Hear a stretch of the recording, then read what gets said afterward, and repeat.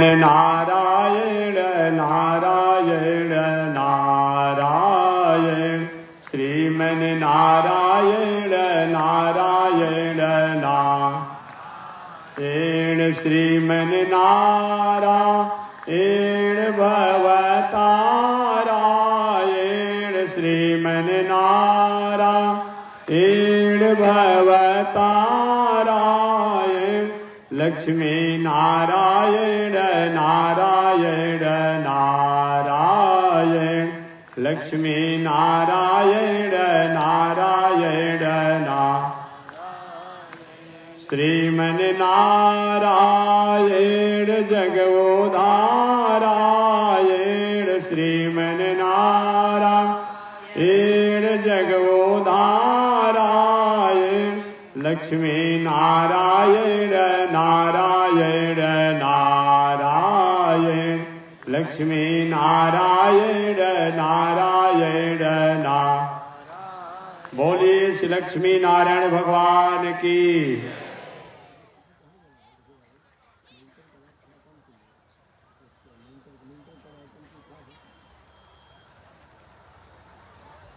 अनंताचार्य कृपया वेदान्तद्वयपारगं रामकृष्णाङ्घ्रिसद्भक्तं विश्वक्सेन मुनिं भजे।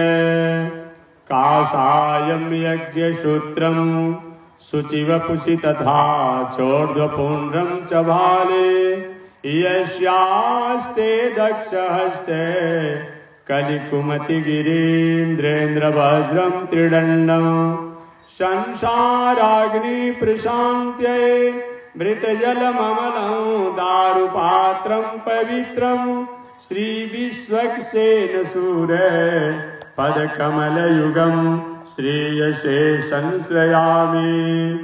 लक्ष्मीनाथ समारम्भां नाथयामुनमध्यमाम् अस्मदाचार्यपर्यन्तां वन्दे गुरो परंपरा। नारायणाय विद्महे वासुदेवाय धीमहि तन्नो विष्णु प्रचोदयात्। महालक्ष्म्यै च विद्महे विष्णुपत्न्यै च धीमहि तन्नो लक्ष्मी प्रचोदयात् तन्नो लक्ष्मी प्रचोदयात्। परमाराध्य श्री लक्ष्मी नारायण भगवान प्रातः स्मरणीय पूज्य आचार्य श्री के जुगल चरणों में कोटिशः नमन। भगवत भागवत आचार्य कैंकर्य पारायण महानुभाव, अभी आप हरिद्वार की पावन भूमि से चलकर आए हुए जगत गुरु रामानुजाचार्य माया मधुसूदन पीठाधीश्वर स्वामी वैकुंठनाथ जी महाराज द्वारा आपने राम कथा को श्रवण किया। ठीक इनसे पहले काशी की पावन भूमि से चलकर आए हुए श्री लक्ष्मी नरसिंह मंदिर जोराय स्वामी बद्रीनाथ बनमाली जी द्वारा आपने भागवत कथा को भी श्रवण किए। ठीक उनसे पहले प्रयागराज की पावन भूमि से चलकर आए हुए जगत गुरु रामानुजाचार्य राधा माधव पीठाधीश्वर मुक्तिनाथ स्वामी जी द्वारा आपने श्री रामायण की कथा श्रवण की होगी। उनसे पहले अयोध्या की गरिमा को गौरवान्वित करने के लिए संकल्पित जगत गुरु रामानुजाचार्य स्वामी माधवाचार्य ब्रह्मचारी जी द्वारा आपने भी उनकी भाषा रूप में, सरल रूप में, सहज रूप में आपने श्रवण किया हुआ। चलिए उसी कड़ी में मैं भी अपनी बातों को आपके सामने निवेदन कर रहा हूँ। जल्दी कर लीजिए। इसमें बुला दूँ, डिस्टर्ब होगा, यहाँ से बुला कर दीजिए। कथा के बीच शुरू में कर दीजिए, फिर भुला जाते हैं अपनी बातों को। जल्दी कर लीजिए आप। तो मैं अपनी बातों को आपके सामने निवेदन करना चाहता हूं। मेरा विषय क्या है?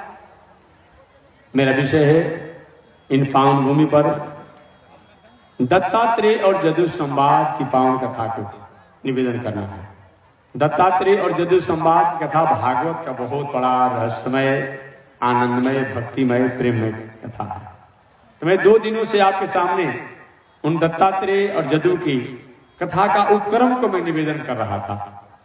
मैं निवेदन किया भगवान श्री कृष्ण 125 वर्ष की आयु को व्यतीत करने के बाद जब अपने गोलोक धाम जाने लगे, उसी समय भगवान के बचपन के मित्र, सखा, महामंत्री।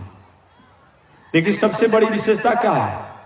उद्धव जी भगवान के मित्र भी हैं, सखा भी हैं, महामंत्री भी हैं, भक्त भी हैं, सेवक भी हैं, एक तरह से माना जाता कुल खानदान परिवार के भी हैं। उद्धव जी महाराज जब जाने के भगवान द्वारिकाधीश अब अपने गोलोक धाम जाने वाले हैं, बड़ी उतावला में, शीघ्रता में भगवान श्री कृष्ण के पास आए और उनके चरणों में गिर करके रोने लगे। नेत्रों से उनकी अश्रुधारा बहने लगी। भगवान ने कहा, उद्धव क्यों रो रहे हो, क्या बात है? उद्धव जी ने कहा, प्रभु मैंने सुना है कि आप जाने वाले हैं, क्या बात सत्य है? भगवान ने कहा, उद्धव इसमें आश्चर्य की क्या बात है? ये जीवन क्या है? निर्झर है, मस्ती ही इसकी पानी है, सुख दुख के दोनों तीरों से चल रहा है मनमानी। हमारा जीवन का एक किनारा सुख है, एक किनारा दुख है। इसके बीच से ही हमारी जीवन गुजरती रहती है। कभी कभी लोग प्रश्न करते हैं कि महाराज जीवन में बहुत दुख है, ये कब तक रहेगा? मैं भी अपनी उनकी भाषा में ही अपनी बातों को मैं निवेदन करता हूं। देखिए भाई, ये बात तो कोई तांत्रिक ज्योतिषी बताएंगे कि कब क्या होगा, हम ये बात तो नहीं जानते हैं। लेकिन ये मैं जरूर निवेदन करूंगा कि आप नहीं चाहते हैं दुख आपके जीवन में है, तो आप नहीं भी चाहेंगे तो सुख आप वाला आपके पास आ जाएगा। इसके लिए भी बहुत आप उदास मत होइए। कोई चाहता है जी कि हमारे जीवन में दुख आवे? नहीं चाहता है। लेकिन दुख पीछा छोड़ता है क्या? नहीं छोड़ता है। तो हम नहीं भी चाहेंगे तो जो सुख हमारा होगा वो भी हमारे पास आ जाएगा। जैसे कोई व्यक्ति अपने आप दर्शन शास्त्र में निवेदन किया गया है कि जैसे कोई व्यक्ति दुख के लिए कभी प्रयास नहीं करता है। कोई करता है क्या जी? नहीं करता है। जैसे कोई व्यक्ति दुख के लिए प्रयास नहीं करता है, उसी प्रकार से विवेकी पुरुष को सुख के लिए प्रयास नहीं करना चाहिए। जिससे दुख हमारे पास अगर क्या आ ही जाता है, उसी प्रकार हमारा सुख हमारे पास आ जाएगा। ये जान करके धीर पुरुष और वीर पुरुष को कभी साहस को नहीं करना चाहिए। विवेकपूर्ण पुरुषार्थ जब तक हमारा चले तब तक हमें विवेकपूर्ण पुरुषार्थ और कर्मों का त्याग नहीं करना चाहिए। क्योंकि विवेकपूर्ण पुरुषार्थ का फल ही है कि हमारे जीवन का सुख और दुख, ये कहीं अलग से सुख और दुख आता होता नहीं है। ये जान लो जाए, सुख जो है हमारे किए हुए कर्मों का फल ही है, दुख जो है हमारे किए हुए कर्मों का फल ही है। हमने जान अनजान में जो भी अच्छा काम किया वही हमारे लिए आज सुख बना हुआ है। हमारे द्वारा जान अनजान में कोई भी किसी प्रकार के चूक हुआ है, उसी का फल है। अंतर इतना ही है, कहीं आपने बैंक से ऋण लिया है और ऋण लेने के बाद कहीं बैंक का नोटिस आए तो आप नाराज हो जाइए कर्मचारी पर कि हमारे पास तुम नोटिस लेकर क्यों चला आया? कह साहब नोटिस इतने मैं लेके नहीं आया हूं, आपने कभी न कभी ऋण लिया था। नाराज मत होइए, नाराज मत होइए। कहीं आपने बैंक में रुपया जमा किया है, सरकार का ऐसा कोई स्कीम आ गया कि चलो भाई 10 वर्षों पर इतना किसी ने बैंक में बैलेंस किया है तो उसको पुरस्कार उपहार में हम अपने आप देंगे, और उसने कहीं अपने आप में आपको 1-2 लाख रुपया का उस पुरस्कार दे दिया। कितना प्रसन्न होते हैं।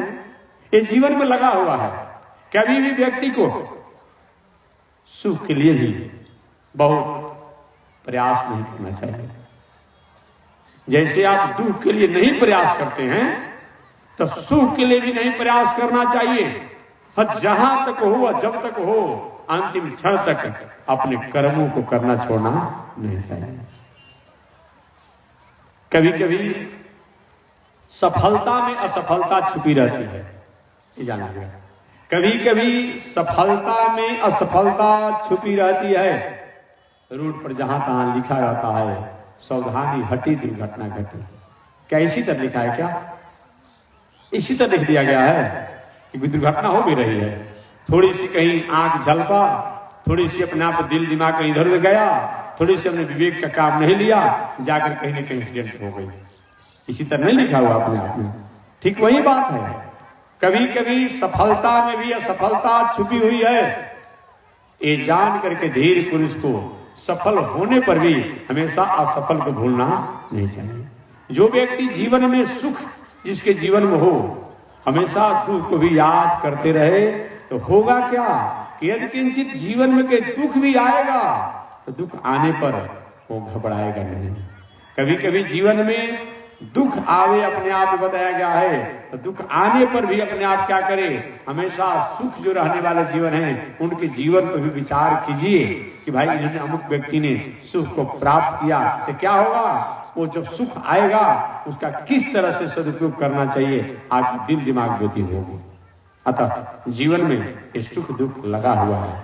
एक कोई चाहेगा कभी कोई सुखी ही हो, कोई दुखी हो नहीं। हमारे द्वारा कर्म और पुरुषार्थ का ये फल होता है। आपने शायद जरासंध का नाम सुना होगा। जरासंध भगवान श्री कृष्ण से 17 बार हार गया था। एक दो बार नहीं, 17 बार हारा। अब थोड़ी सेना नहीं, 21 अक्षौहिणी सेना लेकर के जरासंध ने मथुरापुरी पर चढ़ाई किया। उसे भगवान श्री कृष्ण मथुरापुरी में थे। 21 अक्षौहिणी सेना लेकर के जरासंध ने भगवान श्री कृष्ण पर मथुरापुरी में चढ़ाई किया और 17 बार हार गया। लेकिन उसने विवेक को और पुरुषार्थ को छोड़ा नहीं। परिणाम क्या हुआ? परिणाम क्या हुआ? 18वीं बार कृष्ण को मथुरा से भगा ही दिया। कौन कथा नहीं जानता है? कौन कथा नहीं जानता है? कुछ लोग कहते महाराज जी बिजनेस व्यापार में घाटा लगा क्या करना है। अरे भाई घाटा लग गया लेकिन करिए उसी नफा भी हो जाएगा, नफा हो जाएगा। तो हमारी असफलता में भी सफलता छुपी हुई है, ये ध्यान देना होगा। हमारी असफलता में सफलता छुपी हुई है, ऐसा जान करके धीर पुरुष जो है सफल होने पर भी असफल को कहीं भूलता नहीं है। असफल में भी सफलता है जान करके व्यक्ति अपने आप क्या है वो भी इस पर विवेक से रहता है। अगर कोई कितना व्यक्ति अपने आप सफल है अब पीछे में कभी तो नुकसान हो जाता है। इसलिए हर परिस्थिति में अपने आप में अपने विवेक का विचार करना चाहिए। उदाहरण के रूप में बताया कि द्वारिकाधीश को जरासंध ने 18वीं बार मथुरा से भगा ही दिया। ऐसा भगाया कि जाकर के समुद्र के बीच में अपना निवास बनाना पड़ा। ऐसे उसे नहीं रहे, ये जान लीजिए। इसलिए जहां तक कहते हैं लोग महाराज जी अपने आप में महाभारत संग्राम की बहुत तुलना लोग करते हैं कि 18 अक्षौहिणी सेना अपने आप में महाभारत संग्राम में पलायन हो गई। लेकिन मैं निवेदन करना चाहूंगा, अभी मैंने सुनाया जरासंध ने 21 अक्षौहिणी सेना 17 बार मथुरा पर चढ़ाई किया श्री कृष्ण और उनके लोगों के लिए।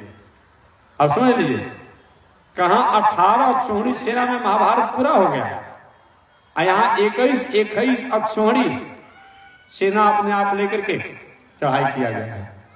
ये जान लीजिएगा पूरे महाभारत में जो 18 अक्षौहिणी सेना थी लगभग 1 अरब 66 करोड़ 20 लाख 10,000 नरसंहार हुआ था।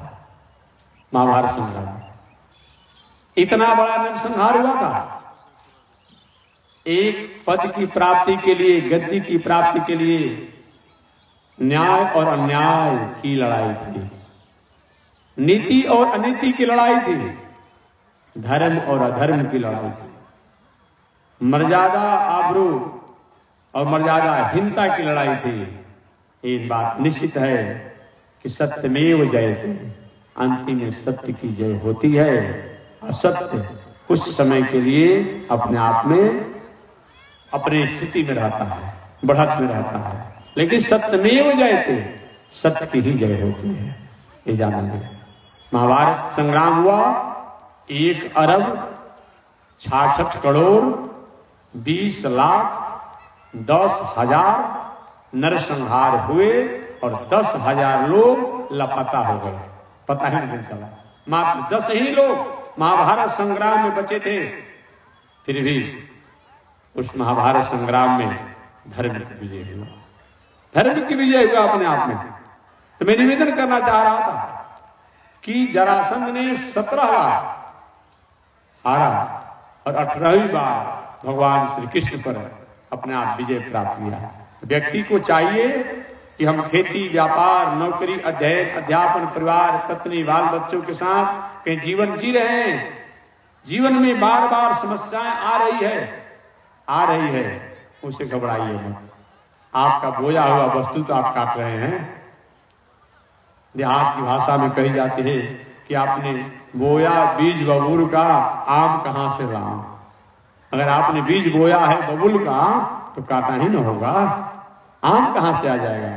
कई लोग देहात में कहते हैं कि महाराज जी बबूल तो आम मिल गया, नहीं कहते लोग, कहावत कहते हैं कि बबूल तो किसी को आम मिल गया। देखिए बबूल के वृक्ष के बबूल पर आम का फल होता नहीं है। तब आप पूछिए महाराज आम मिल कहां से गया। अरे बगल में कहीं आस पास में कहीं आम का वाटिका होगा, वन होगा, जंगल होगा, हवा की तेज झकोरे होगी, आम फले होंगे अपने आप में। उस तूफान आंधी में वो अपने आम का फल कहीं बबूल के वृक्ष नीचे आ गया और कोई आम का फल लेकर जा रहा होगा, उसी मार्ग से गुजरा होगा, कहीं वो फल गिर गया होगा। लेकिन बबूल के नीचे बबूल के कांट बिया ही मिलेंगे, आम नहीं मिलेगा। एक मैं इस कथा को सुनाया, मैंने इसलिए सुनाया कि कभी कभी लोग कहते हैं कि महात्मा जी आप लोग कहते हैं कि अनीति अन्याय अधर्म नहीं, लेकिन देखा जाता है कि अनीति अन्याय और धर्म से जितना दिन दुना रात चौगुना लोग बढ़ता है जिस रफ्तार में, उस रफ्तार में अच्छे जीवन जीने वाला लोग नहीं है। बात ठीक है कुछ समय के लिए, लेकिन एक भी इतिहास को याद रख लीजिएगा जरूर। ऐसा अगर कहीं आप देखते होंगे, एक ये भी इतिहास को याद रखिएगा, जो भी ऐसा अनीति अन्याय अधर्म से जीवन जीने वाला है, अधिक से अधिक 3 पीढ़ी, अधिक से अधिक। बाकी अनीति अन्याय अधर्म से जीने वाला व्यक्ति 3 पीढ़ी में उनका जय और क्षय सब हो जाता है। या तो अनेक प्रकार से 10 किता 100 किता मकान आपने बनाया है, 50 गाड़ी द्वार पर जहां था हर जंग लगी हुई है, नौकर चाकर सब हैं, सब कुछ है। सोचे चलो अपने आप पे बेईमानी सतानी करके तो सब बुढ़ापा में सुख करेंगे। डॉक्टर साहब कहे kidney fail, liver fail, heart fail. अरे किसके लिए बेईमानी किया था जी? काहे की बेईमानी, किस लिए बेईमानी? ये 50 गाड़ी जो तुम्हारे अगले बगले पर जो खड़ी है उसे क्या लेना देना है बताइए? क्या लेना देना? 50 किता मकान बना हुआ, क्या लेना देना? एक दिन जब आप सोने का आपके पास समय नहीं है, रात दिन 4 फीट और 6 फीट के लोहे के स्ट्रक्चर पर सुतना पड़ेगा जी। और लोहे के स्ट्रक्चर पर ही आपको यहाँ से वहां ढोया जाएगा। जब यही करना है, इतना बेईमानी का गाड़ी क्यों रखा? क्या उससे मतलब है बताइए? क्या मतलब है? 2 रोटी और 50 ग्राम दाल के पानी और थोड़ा सा सब्जी लेना है, इसे इतना अनीति, इतना अन्याय, इतना अधर्म है, ये बताना नहीं है, एक कथा नहीं बताना है। याद रखिएगा, अनीति अन्याय अधर्म से अपने आप अगर कोई जीवन जीता है, अधिक से अधिक 3 पीढ़ी, 3 पीढ़ी बहुत दिन नहीं टिकेगा। लेकिन हम अच्छे तरीका से अगर कहीं जीवन जीते हैं, उस तरीका से उस रफ्तार में हम नहीं रहेंगे, लेकिन हमारी कम से कम नमक रोटी की, दाल रोटी की कमी नहीं है। यही चाहिए, यही चाहिए अपने आप में, यही बताया है। तो मैं निवेदन करना चाह रहा था, अतः जीवन में अपने आप लगा हुआ भगवान श्री कृष्ण के पास उद्धव जी आए और उद्धव जी ने कहा प्रभु मैंने सुना है आप जाने वाले हैं, याद रखिए अगर आप जाएंगे तो मैं भी आपके साथ चलूंगा। भगवान को ऐसा तो मतलब नहीं होता है, ये दुनिया में अकेले आना अकेले जाना होता है। अकेले आना अकेले जाना होता है, तुम मेरे साथ कैसे चलोगे? उद्धव जी के भले दुनिया में चलता होगा लेकिन मैं तो आपके साथ ही चलूंगा। भगवान ने कहा कि अगर मैं कहीं नहीं साथ ले चलूंगा तो, लेकिन नहीं ले चलेंगे तो आपको देखते देखते आपके जाने से पहले मैं आपके चरणों में माथा को पटक करके मर जाऊंगा और मेरे मरने का दोष जो आप पर लगेगा। भगवान ने कहा उद्धव जी बताओ, मैं अपने साथ रहने की आनंद की अनुभूति करा दूंगा तब क्या करोगे? उद्धव जी के मैं आपको छोड़ दूंगा। अरे आपके साथ रहने का अनुभूति अगर हमें यहां हो जाएगा तो आपको छोड़ देंगे और क्या करेंगे? वहीं भगवान ने कहा उद्धव जो तुमने प्रश्न किया है इसी प्रश्न को एक समय जदू जी महाराज ने दत्तात्रेय से किया था। जो तुमने प्रश्न किया है इसी तरह के प्रश्न उन्होंने एक बार दत्तात्रेय से किया था। उद्धव जी महाराज के ऊपर थोड़ी सी बात हमें समझ में नहीं आ रही। जदू जी महाराज राजकाज की व्यवस्था कर उनका विस्तार से मैंने व्याख्या बताया था कि जदुश्च धर्मशील। जदू जी महाराज ऐसे धर्मात्मा धर्मशील अपने आप में कि धर्म के लिए राज को पद को गति को छोड़ दिया लेकिन धर्म का त्याग नहीं किया। जदुश्च धर्मशील। ऐसे जदू जी महाराज जो कि राजकाज की व्यवस्था वही अपने आप में रहने वाले, आखिर उनको समय कैसे मिल गया? जो कितने उच्च कोटि की ज्ञानी संत दत्तात्रेय जी के पास चले गए। और दत्तात्रेय जी ऐसे उच्च कोटि के संत हैं जिनको किसी घर गृहस्थी के द्वार पर जाने के समय ही नहीं मिलता है। महाराज दोनों का मिलन कैसे हुआ? तो कल मैंने बताया था कि कभी कभी संजोग और काल परिस्थिति की ऐसी अनुकूलता और प्रतिकूलता होती है कि चूहा और सर्प एक जगह हो जाता है, शत्रु और मित्र एक जगह हो जाते हैं। अच्छा होते हैं कि नहीं? कभी जेल का नाम आपको सुने हैं? सुने होंगे। एको को बहुत बड़ा अपने आप में असंतुलन प्रवृत्ति के लोग, एक अच्छे अच्छे लोग भी अपने आप में एक जगह पहुंच जाते हैं और वहां पर कोई अपने आप में दिखा दिख उठा जो कि आते 6 महीना साल भर 5 वर्ष की देखा दिखी नहीं रहता है लेकिन वहां पहुंचने के बाद हो जाता है। क्योंकि ये वहां जो है एक असुरी प्रवृत्ति और दैवी प्रवृत्ति के लोग जो जेल में गए हैं वहां एक साथ रहना नहीं चाहते हैं, लेकिन काल की ऐसी व्यवस्था है उसी कटघरा में उसी जेल में अपने आप में उनको भी रहना है उनको भी रहना है। यही काल होता है। व्यक्ति बड़ा नहीं होता है, काल बड़ा होता है। याद रखिएगा, व्यक्ति बड़ा नहीं होता है, काल बड़ा होता है। वही काल ने हरिश्चंद्र को राजा भी बनाया और वही काल ने हरिश्चंद्र को अपने आप में भीख भी मंगवाया। कौन कथा नहीं जानता है जी? ये कथा बताना है। वही काल ने सार्वभौम चक्रवर्ती सम्राट हरिश्चंद्र राजा को बनाया और वही काल ने अपने आप क्या किया, एक दिन जाकर के काशी में शमशान पर अपने आप में एक नौकरी करने का भी नौबत दिया। काल ही सबसे बड़ा होता है। काल हमारी अनुकूलता है तो हम कोई भी कहता है लोग के हाथ में महाराज जी अमुक व्यक्ति माटी छूते हैं सोना हो जाता है। आज भला ऐसा होता है क्या जी?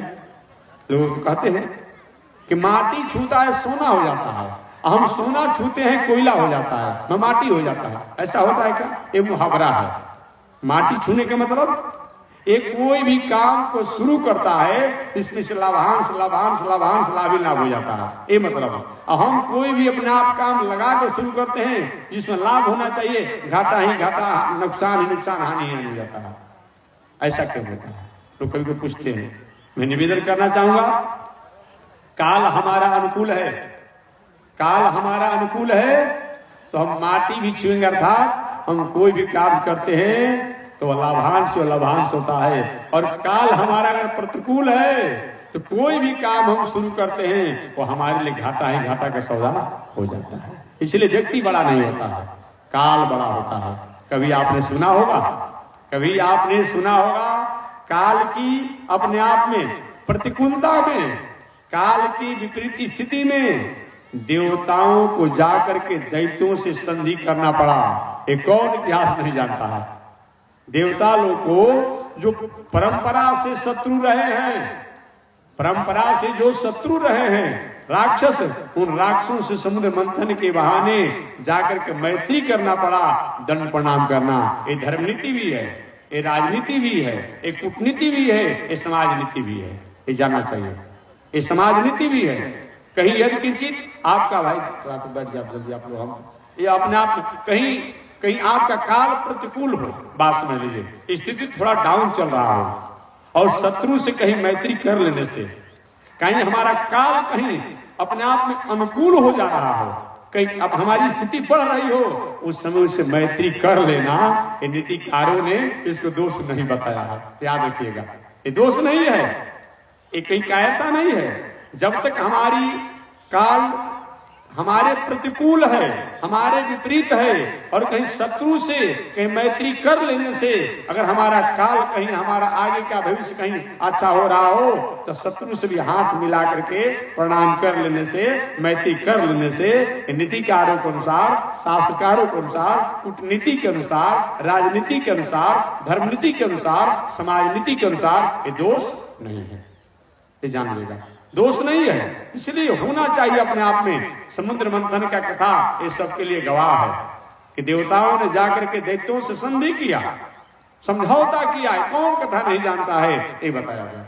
तो मैं निवेदन करना चाह रहा था कि हमारे उद्धव जी महाराज ने पूछा, उद्धव जी महाराज ने भगवान श्री कृष्ण से पूछा, प्रभु ये बताइए कि एक तो ऐसे उच्च कोटि के संत जिनका नाम दत्तात्रेय जी है, जो कि अपनी साधना से उनके पास समय नहीं किसी गृहस्थ के आश्रम पर जाना, एक ऐसे उच्च कोटि के राजकाज की मर्यादा को निभाने वाले राजा जदू, एक कैसे इनको समय मिल गया कि राजकाज को छोड़ करके किसी संत के आश्रम पर गए। भगवान श्री कृष्ण का उद्धव एक काल के अनुकूलता में है, जदू जी महाराज दत्तात्रेय के पास पहुंचे। अर्थात राजा जदू राजकाज की व्यवस्था करते करते एक दिन मन में यह भाव आया कि जीवन क्या केवल यही लक्ष्य नहीं है कि संसार की वस्तु व्यवस्था को केवल अपने द्वारा और अपने लिए हम स्थापित करें। ये होना चाहिए। जैसे आप अपने घर से आए और घर से आते समय रास्ते में कोई मित्र मिल गया, तो मित्र मिल गया, अरे भाई जब बहुत दिनों के पुराने मित्र हो, थोड़ा अभी कथा में देरी है तो क्या क्या आपको चाय पिला दिया, पानी पिला दिया, भोजन करा दिया, आधा घंटा आपको विश्राम दे दिया, तब आपने वहां से आए। आपका उद्देश्य और लक्ष्य वहां चाय पीने के नहीं आए थे, पानी पीने के नहीं आए थे, भोजन और विश्राम के नहीं आए थे, लेकिन आते समय रास्ता में आप आगे तो काम कर लिया और यहाँ भी आपने आ गया। लेकिन आपका मूल लक्ष्य क्या था? यहाँ था कि हम संसार में आए हैं। तो संसार में आने के बाद बताया गया है कि हम अर्थ, धर्म, काम, मोक्ष, ये चार चीज बताया गया है। तो हम संसार में आए हैं, अर्थ चाहिए ही, क्योंकि अर्थ नहीं जाएगा तो धर्म कहां से होगा। अभी यही पर है जी स्वामी की कथा कहवाना है, कथा कहवाने में प्रसादी बांटना पड़ेगा, कहां से व्यवस्था होगा बताइए, कहां से होगा जी? व्यवस्था चाहिए ना, अर्थ का व्यवस्था चाहिए ना, ये अर्थ जब है। इसलिए बताया कि धर्म से पहले अर्थ होना चाहिए। धर्म करने के लिए पहले अर्थ चाहिए और तब धर्म में लगिए। मन में इच्छा है कि महात्मा जी को बुलाते, पूजा पाठ जगदान कराते, पैसे नहीं है, कहां से होगा जी? तो पहले अर्थ, इसलिए अर्थ बताएगा, अर्थ है।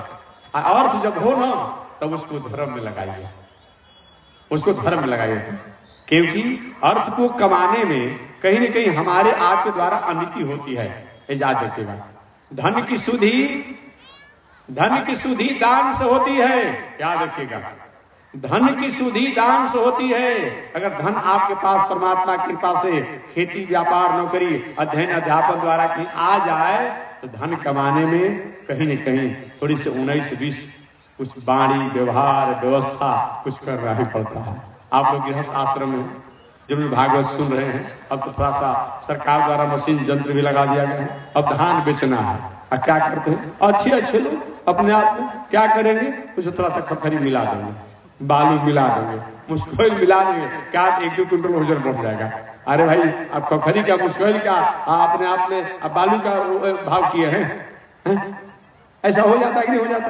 कहीं किसी धान की खेती किए हैं, ये हमारी व्यवहारिक बात नहीं चाहने के बाद भी हमारे द्वारा अर्थ उपार्जन में कुछ न कुछ हो जाता है। हम नहीं चाहते हैं फिर भी हो जाता है। याद रखिएगा, खेती आप करते हैं, खेती करते हैं, धान का कहीं खेती आपने किया और एक व्यक्ति किसी ने अपने खेत में खाद छिड़का, आप देखिए हमारा खेत सूख रहा है, अब धीरे से भरे गया, उसे खेत में से पानी अपने में काट दिया।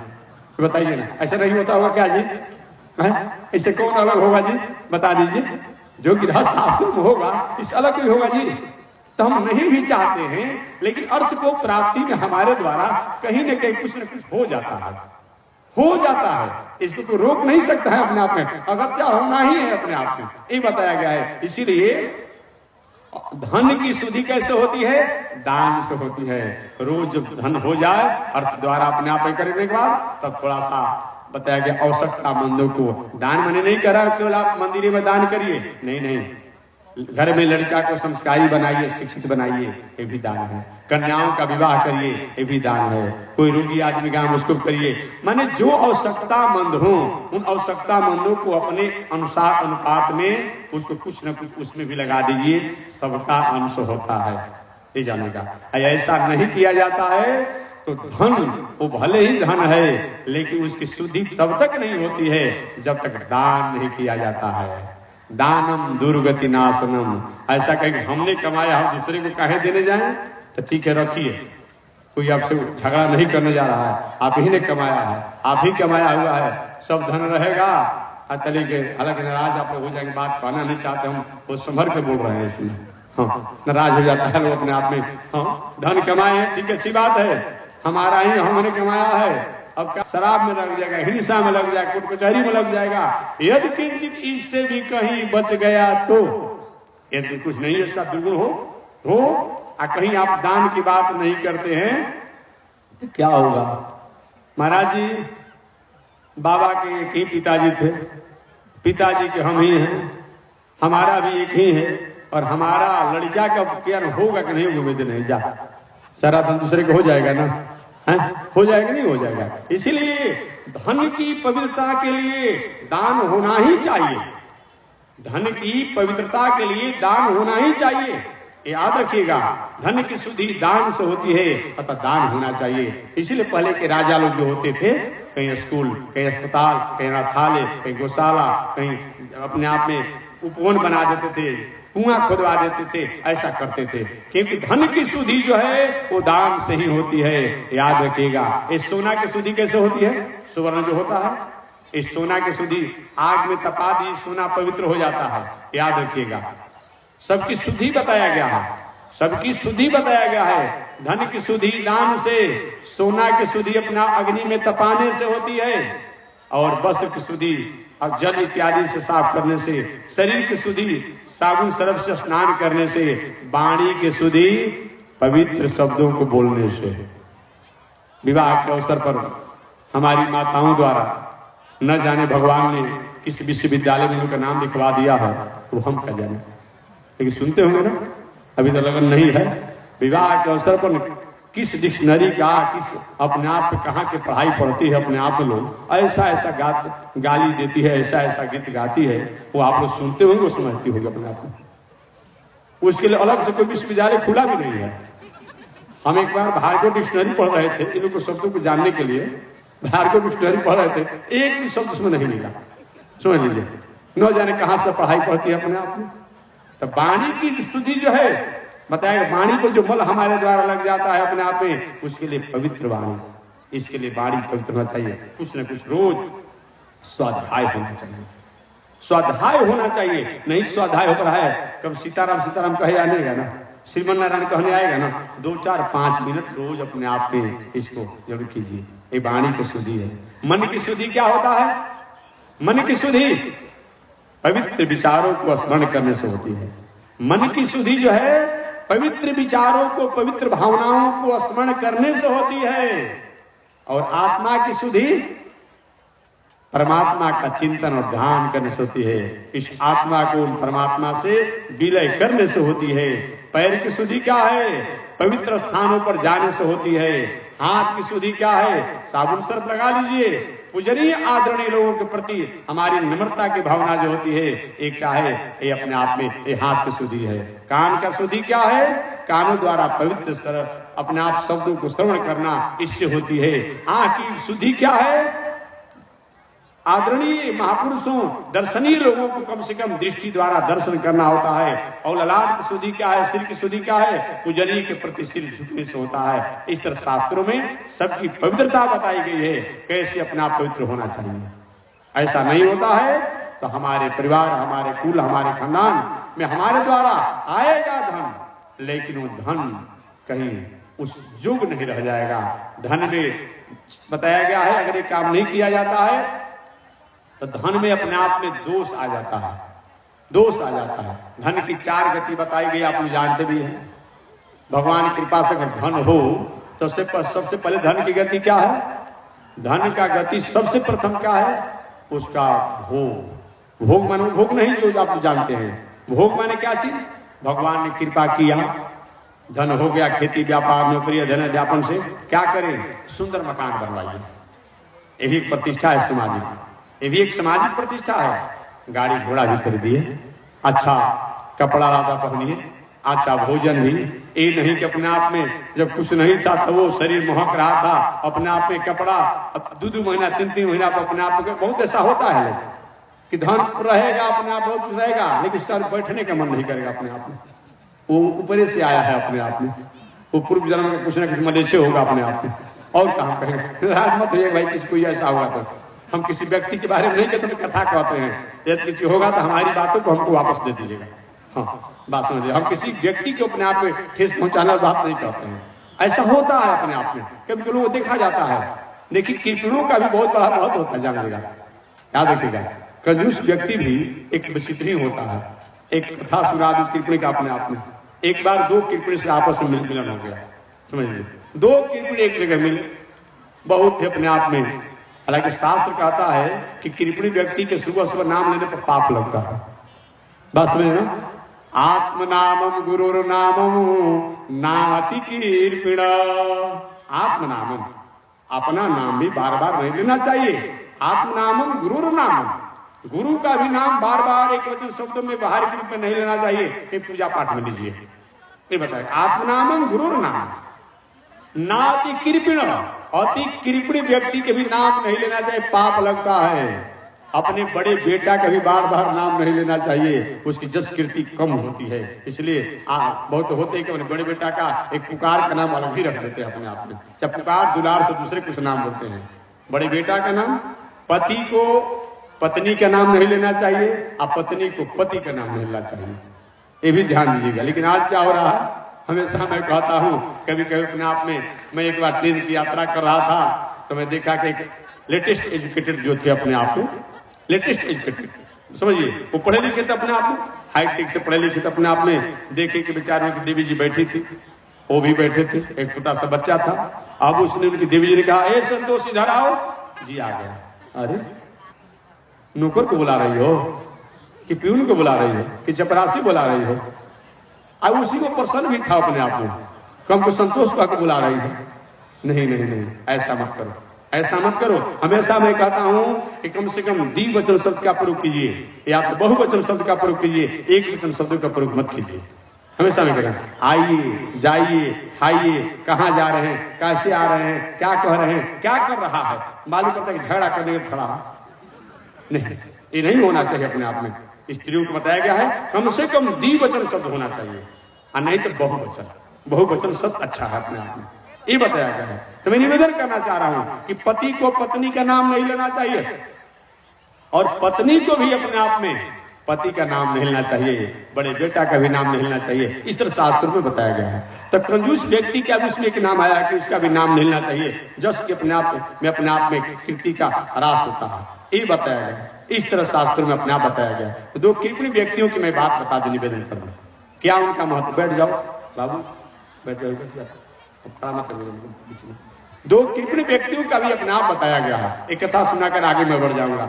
जैसे धनी व्यक्ति का दुनिया में एक कथा होती है, तो कृपणों का भी एक महत्व होता है। एक बार एक गांव में 2 कृपणी व्यक्ति रहते थे, दोनों की बहुत अपने आप चलती थी, ये जानिएगा, अच्छा अनुप्रेम था।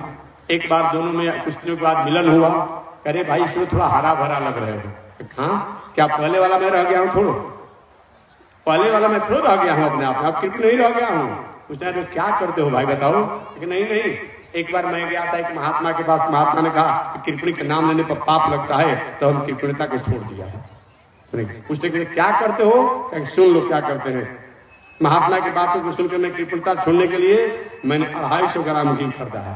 अच्छा ठीक, और 250 ग्राम घी खरीद करके और मैं अपने आप उस घी को भी खा रहा हूं। पहले खाता तो नहीं था अपने आप में, कंजूसी करता था अपने आप में, लेकिन मैं खा रहा हूं और 6 महीना से खा रहा हूं, लेकिन मेरा घी जो है अभी मात्र 25 ग्राम कम हुआ है। और समझिए कौना हिसाब से खाता होगा जी, अब बता दीजिए। 6 महीना से घी खा रहा है, 250 ग्राम खरीदा, कह रहा है कि बस 25 ग्राम कम हुआ और पूरा का पूरा घी बचा हुआ। वो तो हैरान हो गया अपने आप में। जो मित्र जो था उससे और कंजूस था, हैरान हो गया, अरे कैसे खाते हो भाई अपने आप में, इतना घी तुम्हारे पास रहा? क्या कहते तुम्हारे जैसे नहीं, मैं खर्चीला हूं, मैं जरूर अपने आप में जब भोजन बन जाता है, भूख जब लग जाता है, तो एक क्या करते हैं, एक सलाका ले लेते हैं, एक सलाका लेकर के लोहे का, और क्या करते हैं, घी में डुबे देते हैं शीशी में, और डुबोने के बाद घी को गाड़ देते हैं शीशी में, और बाकी जितना रोटी भात और सब छुआ देते हैं, हो गए। और क्या करना है? इस तरह से करते करते अपने आप हम 6 महीना से 25 ग्राम घी में खा रहे हैं। दूसरे ने कहा कि सुनो, इतना जब खर्चा करोगे तो कहां से आएगा? उससे और कंजूस था अपने आप में, अरे इतना खर्चा करोगे बताओ कहां से आएगा? तुम क्या करते हो कि तुम्हारे समान मैं भी 250 ग्राम घी खरीदा हूं, लेकिन हमारा घी जब 250 ग्राम का 250 ग्राम बचा ही हुआ है, ये कैसे खाते हो भाई? तो उसने कहा कि सुनो, हम भी भोजन जब बन जाता है तो भोजन बनने के बाद हम घी के से क्या कहा जाता है, ठेपी को, अपने आप में ढक्कन को मैं खोलता नहीं हूं, मैं केवल शीशी को भोजन के ऊपर छुआ देता हूं। ऐसे भी दुनिया में लोग हैं, कंजूस कृपण लोग अपने आप में समझिएगा। इसलिए मैं निवेदन कहता हूं कि अर्थ हमारे पास हो, अर्थ होने के बाद धर्म भी होना चाहिए, अन्यथा नहीं होता है तो या तो घर में परिवार बाल बच्चा नालायक हो जाएगा, या तो खान पान बिगड़ जाएगा, या तो वंश परंपराएं वहीं पर स्टॉप कर जाएगी, आपके हाथ और हक नहीं रहेगा। अतः ऐसा नहीं होने से पहले हमको धन की अपने आप में गति जो हो उसमें हम अपने आप मर जाते थे, इसके बाद अगर धन हो तब परमार्थ में भी लगाना चाहिए, ये बताया गया है। तो मैं निवेदन करना चाह रहा था कि जदू जी महाराज दत्तात्रेय से कैसे मिलन हुआ, एक परिस्थिति की बात मैं निवेदन कर रहा हूं। हमारे भगवान श्री कृष्ण का वो व्यक्ति बड़ा नहीं होता है, परिस्थिति और काल बड़ी होती है। परिस्थिति और काल के अनुसार जो है मैत्री और शत्रुता हो जाती है, ये बताया गया है। आगे उद्धव प्रभु ये बताया कि जदू जी महाराज का दत्तात्रेय से मिलन कैसे हुआ। एक इतने उच्च कोटि के साधक, एक इतने उच्च कोटि के गृहस्थ मर्यादा में रहने वाले, दोनों का मिलन कैसे हुआ। जदू जी महाराज अपने राजकाज की व्यवस्था को करते हुए विचार किए कि जीवन का लक्ष्य केवल संसार की अवस्थाओं में, व्यवस्थाओं में और वस्तुओं में रहना ये नहीं होता है। एक हमारा समान काम है अपने आप में, और अंतिम हमारा लक्ष्य वो है जो कि अपने आप में इसकी प्राप्ति के लिए बड़े बड़े सुधात्मा लोग अपने जीवन की स्थिति को लगाते हैं। अतः जदू जी महाराज ने राजकाज की व्यवस्था को मंत्रियों को जिम्मा सौंप करके और संत महात्मा तीर्थ में घूमने के लिए निकले, और निकले तो जाते जाते घनघोर जंगल में गए। घनघोर जंगल में जब गए तो घनघोर जंगल में जाने के बाद देखे कि अवधूत संत, एक अवधूत संत जिनका शरीर हट्ठा कट्ठा था, मोटा ताजा था, सुंदर सुडौल था, सांवला शरीर था, बहुत तरण फण नहीं था अपने आप स्वरूप, अपने आप में बनावटी आर्टिफिशियल जो है अपने आप में विलासी आयासी जीवन नहीं था, एक समान जीवन में अपने आप में सांवला संत था अपने आप में, और लंगोटी पहने थे और जंगल में अकेले बैठे थे। देखने से पता चलता था कि सारा दुनिया के संपत्ति के मालिक यही है, इतनी शांति में बैठे थे। लेकिन प्रत्यक्ष देखा जाए तो इनके पास कुछ था ही नहीं। ऐसे अनुभव करने पर होता था कि सारा दुनिया की संपत्ति का मालिक वही है, लेकिन प्रत्यक्ष अगर देखा जाता तो इनके पास कुछ था ही नहीं। जदू जी महाराज वही अवधूत संत दत्तात्रेय के पास पहुंचे, जिनका नाम दत्तात्रेय था। आज अवधूत किसे कहते हैं जी? आज की परिवेश में तो अवधूत उसी कहा जाता है जो खूब खाता हो पीता हो, वही अवधूत कहा जाता है। अवधूत का मतलब ये नहीं होता है। अवधूत का मतलब होता है अवध उक्त जस अवध होता। अवध है, अवध उक्त जस अवध होता। अवध किसको कहा जाता है? अवध किसको कहा जाता है? परमात्मा को कहा जाता है। अवध, अवध, जिसका वध तीनों काल में नहीं होता है। नित्यो नित्यानाम चेतना चेतना नाम एको बहु नाम, उसी का नाम क्या है? अवध है। दुनिया के समापन होने के बाद भी वो बचा ही रहता है। लव निवेश परिमाण जुग वर्ष कोटि सतचंड भजसिन रे मन राम को काल जास कोदन।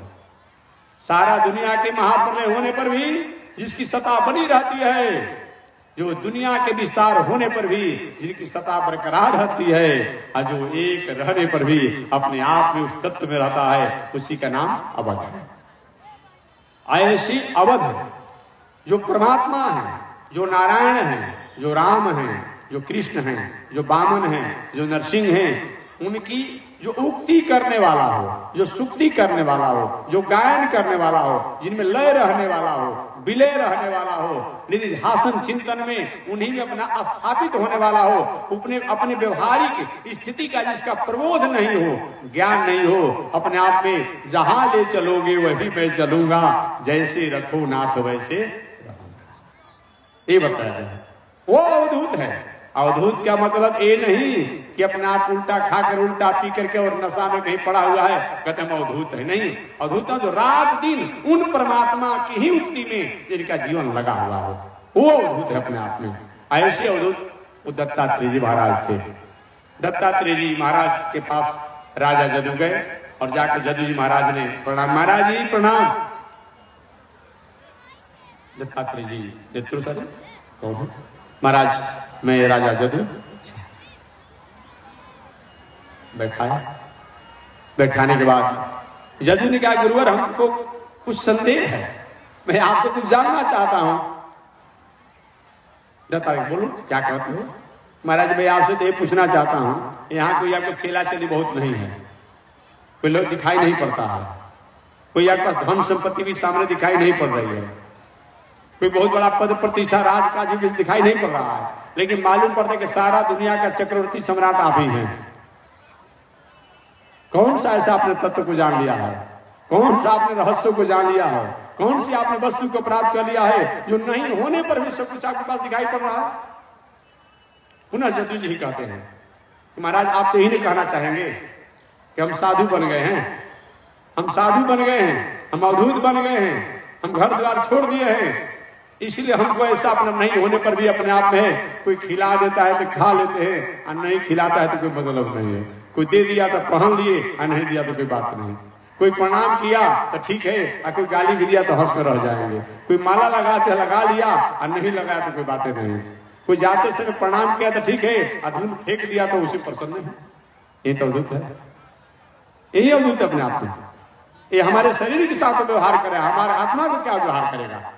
आगे जदू जी महाराज ने कहा महाराज आप ही कहना चाहेंगे कि हम साधु बन गए हैं, हम घर द्वार छोड़ गए हैं, हमको ज्ञान हो गया है, तो आप ही को ज्ञान काहे हुआ? हमको ज्ञान क्यों नहीं हो रहा है? हम साधु क्यों नहीं बन रहे हैं? हम घर क्यों नहीं छोड़ रहे हैं? आज के संत महात्मा थोड़ा सा नाराज हो जाता, कैसा प्रश्न कर रहा है? दत्तात्रेय जी हंसकर कहे जदू आपने जो पूछा कि हमारे में ऐसा गुण क्यों नहीं आता है, तो देखो मैंने अपने जीवन में 24 लोगों को अपना गुरु बनाया है और 24 लोगों को गुरु बनाकर मैंने उनसे अलग अलग शिक्षा को प्राप्त किया है, उनसे अलग अलग मैंने गुण को प्राप्त किया है, और उस गुण के कारण ही मैं अपने आप में आनंद में रहता हूँ। कोई भोजन कराता है तो पा लेता हूँ, नहीं कराता है इसी तरह रहता हूँ, कोई वस्त्र देता है तो पहन लेता हूँ और नहीं देता है तो ही रहता हूँ, कोई प्रणाम करता है तो अपने आप में आनंद में हूँ, अपनी अपमान भी कर दिया उसके प्रति ईर्ष्या की भावना नहीं रखता हूँ। यही कहा जदू जी महाराज के प्रभु हद हो गई। हम लोग एक गुरु बनाते हैं उसमें भी संशोधन और कंसेशन की बात करते हैं, और आपने 24 लोगों को गुरु बनाया और 24 लोगों की मर्यादा को आपने पालन किया। क्या एक गुरु से आपका काम नहीं चल सकता था? क्या आपने 24 गुरु क्यों बनाया और 24 गुरु से आपने क्या क्या शिक्षा लिया ये भी बताया। हमारे दत्तात्रेय ने कहा जरूर मेरा गुरु एक ही है, मेरा गुरु तो एक ही है। मैंने आत्मा को परमात्मा से जोड़ने वाला जो है उसी गुरु को मैंने बनाया है। लेकिन बाकी और शेष लोग जो हैं उनसे मैंने गुण सीखा है, और गुण सीखने के कारण उनको मैंने गुरु के ही लिस्ट में रखा है। बस तो मेरे गुरु तो एक ही हैं, लेकिन मैंने अलग अलग लोगों से गुण सीखा है, और गुण सीखने के कारण मैंने उन लोगों को भी अलग अलग अपने गुरु के लिस्ट में ही रख लिया है। आगे जदू जी महाराज का चाहिए, बताइए महाराज आपने 24 में किन किन को गुरु बनाया, उनके नाम भी बता दीजिए ना, और उनसे क्या क्या आपने शिक्षा प्राप्त की उसको भी बता दीजिए। तो हमारे दत्तात्रेय जी के जदू, मैंने सबसे प्रथम गुरु के रूप में पृथ्वी को अपना गुरु बनाया। पृथ्वी को जदू जी महाराज ने कहा कि आपने पृथ्वी को गुरु क्यों बनाया और इससे क्या आपने शिक्षा लिया। दत्तात्रेय जी कहते हैं मैंने पृथ्वी को अपना गुरु बना करके और यह शिक्षा प्राप्त किया कि अगर पृथ्वी के समान अपने आप में क्षमाशील होना चाहिए। पृथ्वी के देखते हैं ना, इसी पर हम लोग शंका करते हैं, पैखाना करते हैं, अनीति करते हैं, अन्याय करते हैं, झूठ बोलते हैं, पाप करते हैं, और फिर भी पृथ्वी माता हमारे लिए मंगल की कामना करती है, और कहीं अन्न, कहीं फल, कहीं फूल, कहीं सब्जी, कहीं कुछ न कहीं औषधि को उगाती रहती है। कितना बड़ा उपकार है जी, कितना बड़ा उपकार है। इस पृथ्वी पर सारी उपद्रव हम करते हैं, इस पृथ्वी पर सारी अनीति अन्याय करते हैं, फिर पृथ्वी माता उसको सहन करते हुए और हमारे लिए उपकार की भावना में अन्न, फल, फूल, सब्जी इत्यादि औषधियों को प्रकट करती है। अतः मानव जीवन में चाहिए कि कहीं जीवन में कितना भी आपत्ति, विपत्ति, संकट, समस्या आ जाए, फिर भी अपने स्वरूप और स्वभाव को त्याग नहीं करना चाहिए। जब दुष्ट व्यक्ति अपनी दुष्टता को नहीं छोड़ता है तो सज्जन व्यक्ति को भी अपनी सज्जनता नहीं छोड़नी चाहिए। यही अपने आप में मैंने उन पृथ्वी से सीखा। दूसरा, पृथ्वी से मैंने ये भी सीखा, पृथ्वी एक प्रकार की है, पृथ्वी एक प्रकार की है, लेकिन जिस बीज को पृथ्वी में डाला जाता है उसके अनुसार वो रस, उन तत्व, उन फल और वैसे स्वाद को देती है। कहीं उसी पृथ्वी पर वहीं पर अपने आप नींबू बो दीजिए, उसका रस अपने आप में कैसा होगा, वो उसका रस अपने आप में खाटा हो जाएगा। वहीं कहीं गन्ना बो दीजिए उसी पृथ्वी के यहाँ, उसका रस मीठा हो जाएगा। वहीं कहीं नीम बो दीजिए, करेला बो दीजिए, तीता हो जाएगा। बस तो करेला में कड़वा नहीं जल डाला जाता, और ईख में कहीं मीठा घोरकर शरबत नहीं डाला जाता, और कहीं मिर्चा बो दीजिए तो तीता हो जाता है। अलग अलग बीजों को बोया जाता है, बताया गया है। और पृथ्वी अपने एक गुण के कारण अपने आप में बताया गया है सब वैसी वैसी गुण स्थिति आ जाती है। अतः मानव जीवन में बताया गया है कि मानव जीवन में सुख दुख ये दुनिया में लगा है। हर लोगों से आप मिलिए, हर लोगों से अपने आप व्यवहार करिए, हर समाज सभा सोसाइटी में जाइए, लेकिन आप अपना गुण बिखेरिए, उसके अवगुण को मत ले लीजिए। इन्हीं की पृथ्वी में और कहीं मिर्चा को बो दिया और तो पृथ्वी अपने आप तीता ही हो गया, ऐसी थोड़ी बात होती है। कहीं खटाई, कहीं इमली बो दिया गया तब पूरा अपना पृथ्वी खटा ही हो गया, कहीं गन्ना बो दिया गया तब पूरा पृथ्वी का गुण अपना मीठा ही हो गया। ऐसा होता है क्या? वो अपने गुण में रहती है। आप दुनिया समाज में रहे, अपने आप में जगत में रहे, समाज में रहे, अगर आप अपना गुण नहीं दे पाते हैं तो दूसरे के अवगुण लेने की कोशिश न करें। पृथ्वी द्वारा हम और आपको जो प्राप्त होता है, अर्थात पृथ्वी से क्षमा, पृथ्वी से सहनशीलता, पृथ्वी से दया, पृथ्वी से परोपकार और पृथ्वी से समरस में रहना, ये शिक्षा को प्राप्त होती है। बताया गया है जहां क्षमा है वही अपने आप में बड़ापन है, जहां दया है जहां वही अपना बड़ापन है। इसलिए आज कुछ भी हो, लेकिन पृथ्वी को अपने आप बताया गया है कि पृथ्वी की इस बड़प्पन के कारण हम सभी लोग, ये माताएं भी विवाह शादी के अवसर पर, कोई अवसर पर पृथ्वी को ही अपने आप में हम क्या करते हैं, गीत गाते हैं, पृथ्वी को प्रणाम करते हैं। अतः मानव जीवन में पृथ्वी के समान परोपकार होना चाहिए, क्षमा होना चाहिए, सरलता होना चाहिए, सहजता होना चाहिए, कोमलता होना चाहिए। ये प्रार्थना दत्तात्रेय ने कहा, जरूर पृथ्वी वायु, मेरे दूसरे गुरु का नाम वायु है।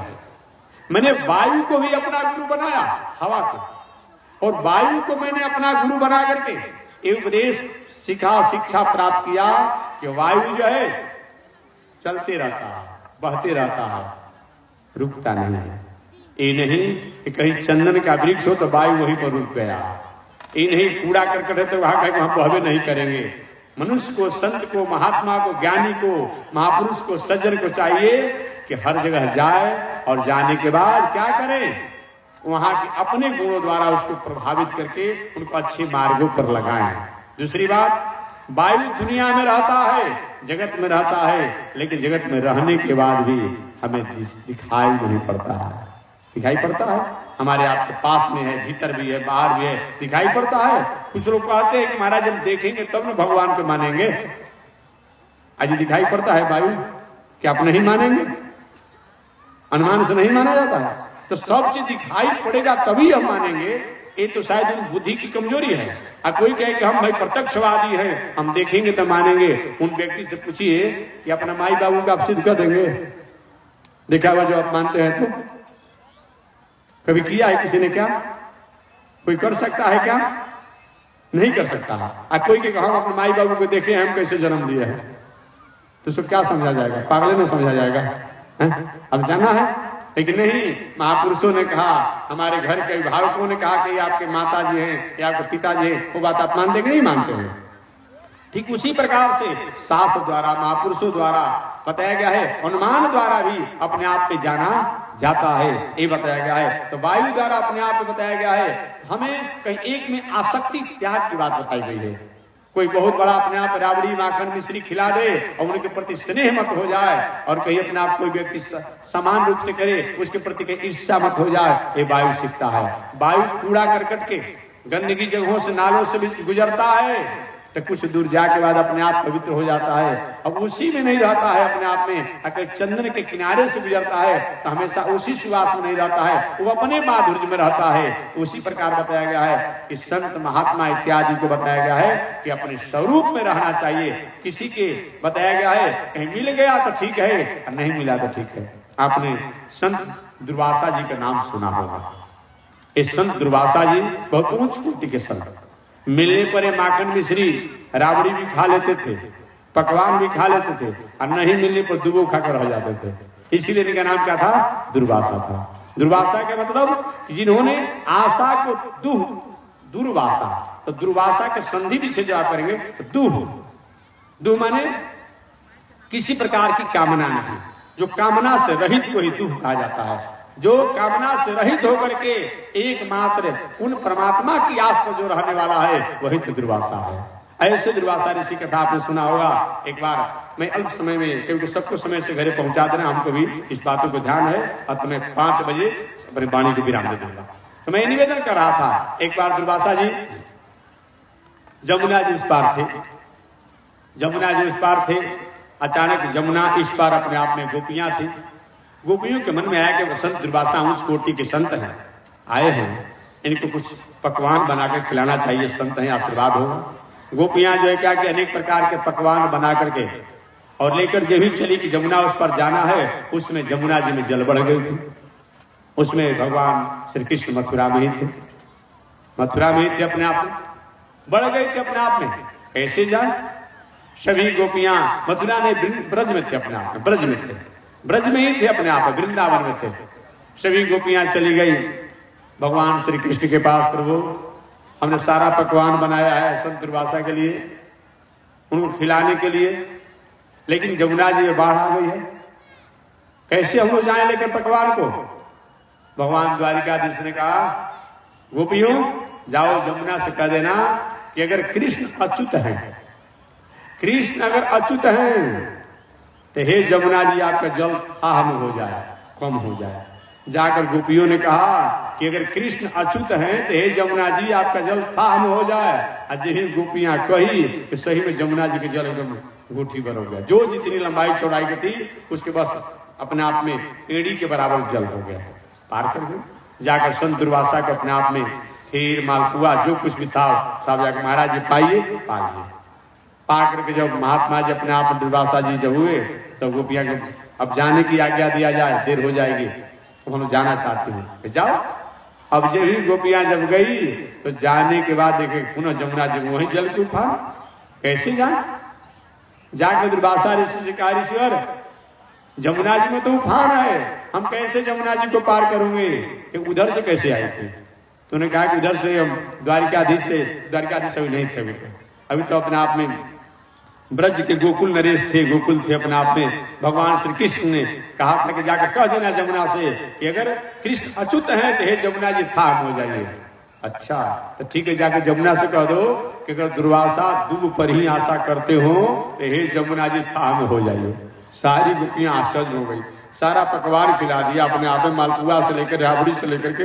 आइए कहते हैं कि दूबे पर आशा करते हैं अपने आप में, कहे हैं संत है। अब गई गोपियां जाकर कहा कि हे जमुना जी अगर संत दुर्वासा दूब की ही आशा करते हो तो थाम हो जाइए। असही में जमुना जी थाम हो गई, पार कर गया। तो कहने का तात्पर्य क्या है? अवधूत का मतलब क्या होता है कि अपने आप में जितना में रहे उसमें अपना प्रसन्न रहे, मुस्कुराते रहे, आनंद में रहे। ये बताया गया है वायु से ये हम और आपको ये शिक्षा प्राप्त होती है।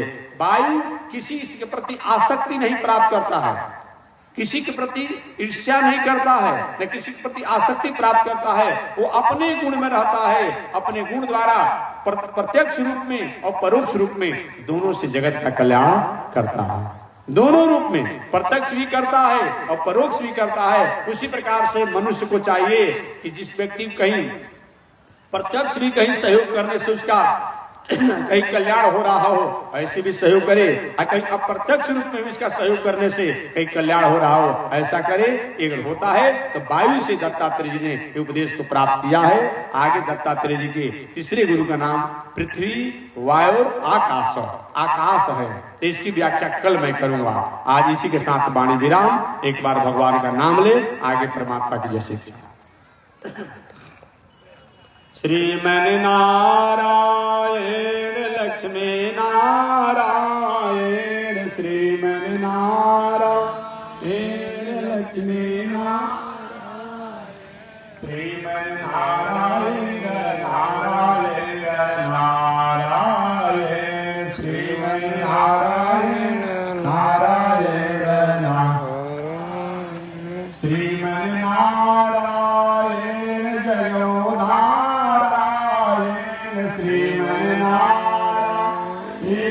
जयो लक्ष्मी नारायण नारायण नारायण, लक्ष्मी नारायण नारायण नारायण।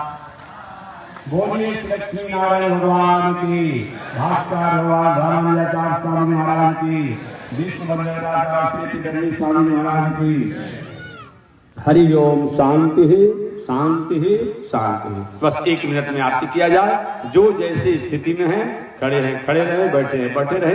1 मिनट में आरती किया जाए। आगे परमात्मा की जय शिक्षा।